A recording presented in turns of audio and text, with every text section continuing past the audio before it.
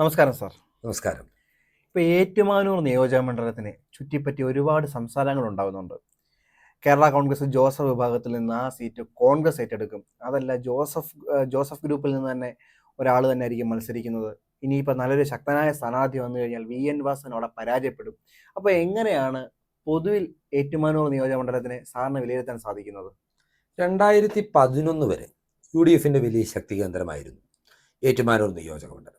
1991 മുതൽ 2006 വരെ തുടർച്ചയായ 5 തെരഞ്ഞെടുപ്പുകളിൽ തോമസ് ചാഴികാടൻ അവിടെ നിന്ന് വിജയിക്കുകയും മാണി ഗ്രൂപ്പിന്റെ പ്രതിനിധിയായി MLA ആകുകയും ചെയ്ത. എന്നാൽ 2011 മണ്ഡല പുനർനിർണയം നടന്നതോടുകൂടി ഏറ്റുമാനൂർ UDFിനും LDFിനും ഒരുപോലെ സാധ്യതയുള്ള ഒരു സീറ്റായി മാറി. 2011-ലും 2016-ലും 2021-ലും അവിടെ LDFിനാണ് വിജയം സാധ്യമായത്. അതും CPM ചിഹ്നത്തിൽ തന്നെ സ്ഥാനാർത്ഥികൾ വിജയിച്ചു. 2011-ലും 2016-ലും സുരേഷ് കുറുപ്പ് എന്ന CPMന്റെ ജനകീയ മുഖം വിജയിച്ചപ്പോൾ 2021 അന്ന് പാർട്ടി ജില്ലാ സെക്രട്ടറി ആയിരുന്ന VN വാസവനോട് സ്ഥാനാർത്ഥിയാകുകയും വിജയിച്ച് പിണറായി മന്ത്രിസഭയിൽ അംഗമാകുകയും ചെയ്തു. അതുകൊണ്ട് ഇവിടെ ഒരു തുല്യ ശക്തികളുടെ പോരാട്ടം എന്ന നിലയിലാണ് നമ്മൾ ഏറ്റുമാനൂർ നിയോജക മണ്ഡലത്തെ വിലയിരുത്തേണ്ടത്. മണ്ഡലത്തിലെ UDFിന്റെ സാധ്യതകൾ എത്രത്തോളമാണ്? മണ്ഡലത്തിൽ ഞാൻ പറഞ്ഞല്ലോ 7 തദ്ദേശ സ്ഥാപനങ്ങളാണുള്ളത്. അതിൽ ഏറ്റുമാനൂർ നഗരസഭയും അതിരമ്പുഴ ഗ്രാമപഞ്ചായത്തും ആർപ്പൂക്കര ഗ്രാമപഞ്ചായത്തും UDFിന്റെ വലിയ ശക്തി കേന്ദ്രങ്ങൾ. അതേസമയം നീണ്ടൂർ, അയ്മനം, കുമരകം, തിരുവാർപ്പ് എന്നീ 4 പഞ്ചായത്തുകൾ CPMന് വലിയ ആധിപത്യമുള്ള സ്ഥലങ്ങളാണ്. അതുകൊണ്ട് ഞാൻ നേരത്തെ പറഞ്ഞതുപോലെ ഒരു തുല്യ ശക്തികളുടെ പോരാട്ടമാണ്. എന്നിരുന്നാലും UDFിൽ നിന്ന് ജോസഫ് ഗ്രൂപ്പിന്റെ സ്ഥാനാർത്ഥി ഉണ്ടാകുന്നതിനെതിരെ കോൺഗ്രസിൽ പ്രാദേശികമായി വലിയ എതിർപ്പുകൾ ഇവിടെ ഉയർന്നു വരുന്നു. കോൺഗ്രസ് ഈ ടിക്കറ്റ് ഏറ്റെടുക്കണമെന്ന് കോൺഗ്രസ് ജില്ലാ നേതൃത്വമടക്കം ആവശ്യപ്പെടുന്നുണ്ട്. അതാണ് ഇപ്പോൾ ഏറ്റുമാനൂരിന്റെ ഒരു പരിതസ്ഥിതി. ഇനി ജോസഫ് ഗ്രൂപ്പിൽ നിന്ന് അത് കോൺഗ്രസ് നേതൃത്വം ഏറ്റെടുക്കുകയാണെങ്കിൽ ആരായിരിക്കും അവിടെ കോൺഗ്രസിന്റെ ഒരു സ്ഥാനാർത്ഥിയായിട്ട് വരാനുള്ള സാധ്യതയുള്ളത്? ഇപ്പോഴത്തെ രാഷ്ട്രീയ കാലാവസ്ഥയിൽ കോട്ടയം DCC അധ്യക്ഷനായ നാട്ടകം സുരേഷ് ആയിരിക്കും കോൺഗ്രസിന്റെ സ്ഥാനാർത്ഥിയായി ഏറ്റുമാനൂരിൽ മത്സരിക്കുക. കാരണം CPMന്റെ ശക്തി കേന്ദ്രമായ കുമരകത്ത് കോണത്താറ്റ് പാലത്തിന്റെ പുനർനിർമ്മാണവുമായി ബന്ധപ്പെട്ട് വലിയ ജനപങ്കാളിത്തത്തോടുകൂടി കഴിഞ്ഞ ആഴ്ച അദ്ദേഹം ഒരു സമരമൊക്കെ സംഘടിപ്പിക്കുകയുണ്ടായി. അങ്ങനെ വാസവനെതിരെ ഒരു കടന്നാക്രമണവുമായി ശ്രീ നാട്ടകം സുരേഷ് തന്നെ രംഗത്ത് വന്നിരിക്കുന്ന സാഹചര്യത്തിൽ അദ്ദേഹം ഏറ്റുമാനൂർ നിയോജക മണ്ഡലത്തിൽ വളരെ സജീവമാകുന്ന സാഹചര്യത്തിൽ കോൺഗ്രസിന് ടിക്കറ്റ് ലഭിച്ചാൽ DCC അധ്യക്ഷൻ തന്നെ സ്ഥാനാർത്ഥിയാകാനുള്ള സാഹചര്യമാണ് ഇപ്പോൾ നമുക്ക് വിലയിരുത്താൻ കഴിയുന്നത്. എന്തൊക്കെയായിരിക്കും കോൺഗ്രസ് നേരിടാൻ പോകുന്ന ഏറ്റവും വലിയ വെല്ലുവിളികൾ? കോൺഗ്രസ് നേരിടാൻ പോകുന്ന വെല്ലുവിളികൾ എന്ന് പറയുന്നത്, കോൺഗ്രസിന് ഏറ്റവും ശക്തിയുള്ള ഒരു പഞ്ചായത്ത് എന്ന് പറയുന്നത് നിയോജക മണ്ഡലത്തിൽ അതിരമ്പുഴയാണ്. അവിടെ മൃഗീയമായ ആധിപത്യത്തോടു കൂടിയാണ് കോൺഗ്രസ് പഞ്ചായത്ത് ഭരിക്കുന്നത്. നിലവിൽ 16 അംഗങ്ങൾ കോൺഗ്രസിനൊപ്പം 6 അംഗങ്ങൾ പ്രതിപക്ഷത്തുമാണ്. എന്നിരുന്നാൽ പോലും കഴിഞ്ഞ വർഷം പാർട്ടിക്കുള്ളിലെ പടലപ്പിണക്കം മൂലം ഇവിടെ കോൺഗ്രസിന് ബഡ്ജറ്റ് പാസ്സാക്കാൻ സാധിച്ചില്ല. മൃഗീയ ഭൂരിപക്ഷം ഉണ്ട്. അതായത് പാർട്ടിക്കുള്ളിലെ പടലപ്പിണക്കങ്ങൾ അത്ര ശക്തമാണ്. അതുപോലെ തന്നെ കഴിഞ്ഞ വർഷം അതിരമ്പുഴ ഗ്രാമപഞ്ചായത്തിൽ നടന്ന ഉപതെരഞ്ഞെടുപ്പിൽ സിറ്റിംഗ് സീറ്റ് കോൺഗ്രസിന് നഷ്ടപ്പെട്ടു. അത് കേരള കോൺഗ്രസിന്റെ സ്ഥാനാർത്ഥി അവിടെ വിജയിക്കുന്ന സാഹചര്യമുണ്ടായി. ഇതെല്ലാം പാർട്ടിക്കുള്ളിലെ പടലപ്പിണക്കങ്ങളെയാണ് സൂചിപ്പിക്കുന്നത്. സമാനമാണ് ഏറ്റുമാനൂരിലുമുള്ള അവസ്ഥ. ഏറ്റുമാനൂർ നഗരസഭയിലും കോൺഗ്രസിനുള്ളിൽ വലിയ പടലപ്പിണക്കങ്ങൾ നിലനിൽക്കുന്നുണ്ട്. അപ്പൊ DCC അധ്യക്ഷൻ എന്ന നിലയിൽ നാട്ടകം സുരേഷ് പരിഹരിക്കേണ്ട വിഷയങ്ങളാണിതെല്ലാം. ഇതുവരെയും അദ്ദേഹത്തിന് അത് സാധിച്ചിട്ടില്ല എന്നത് തന്നെയാണ് കോൺഗ്രസിന്റെ മുന്നിലുള്ള ഏറ്റവും വലിയ വെല്ലുവിളി.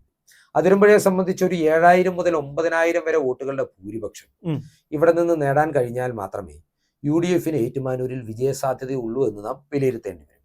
കഴിഞ്ഞ വർഷം ഏറ്റവും പ്രതികൂലമായ സാഹചര്യത്തിൽ പോലും അവിടെ പ്രിൻസ് ലൂക്കോസ് എന്ന UDF സ്ഥാനാർത്ഥിക്ക് 2000 വോട്ടിന്റെ ലീഡ് ലഭിച്ചു. 2000 കിട്ടിയുള്ളൂ കോട്ടയിൽ നിന്ന്. അതെ, അതിനു മുമ്പ് 2015 തദ്ദേശ തെരഞ്ഞെടുപ്പിനെ കുറിച്ച് നമ്മളൊന്ന് വിലയിരുത്തുകയാണെങ്കിൽ അന്ന് അതിരമ്പുഴ പഞ്ചായത്ത് ഉൾപ്പെടുന്ന ജില്ലാ പഞ്ചായത്ത് ഡിവിഷനിൽ കേരള കോൺഗ്രസ് മാണി ഗ്രൂപ്പിനാണ് UDFിൽ നിന്ന് ടിക്കറ്റ് അനുവദിച്ചത്.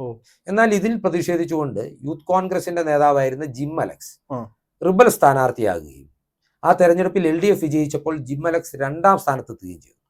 500-ൽ താഴെ വോട്ടുകൾക്ക് മാത്രമാണ് ജിം പരാജയപ്പെട്ടത്. എങ്കിലും അതിരമ്പുഴ ഗ്രാമപഞ്ചായത്തിൽ 4000-ഓളം വോട്ടുകളുടെ ലീഡ് അദ്ദേഹത്തിന് നേടാൻ സാധിച്ചു.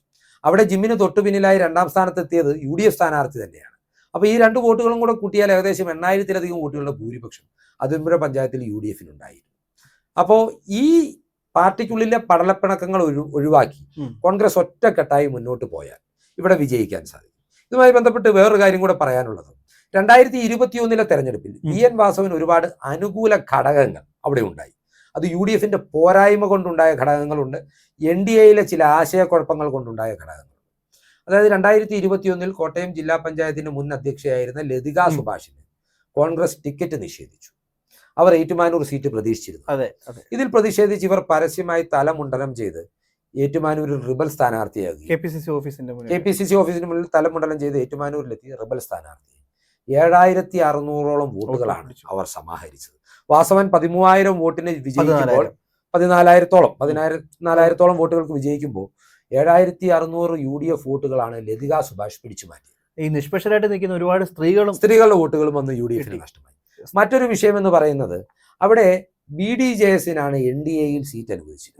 അപ്പോൾ BDJS സ്ഥാനാർത്ഥിയായി കണ്ടെത്തിയിരുന്ന വ്യക്തി അവിടെ നരേന്ദ്രമോദിക്കെതിരെ വ്യാപക വിമർശനങ്ങൾ സമൂഹ മാധ്യമങ്ങളിൽ ഉന്നയിക്കുന്നു എന്ന ഒരു ആക്ഷേപമുണ്ടാകുകയും അദ്ദേഹത്തെ മാറ്റി BJPക്ക് സീറ്റ് വിട്ടുകൊടുക്കുകയും ചെയ്തു.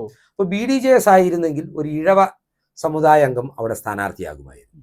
അത് കുമരകത്തും തിരുവാർപ്പുമുള്ള CPM വോട്ട് ബാങ്കിൽ വിള്ളൽ വീഴ്ത്തുമായിരുന്നു.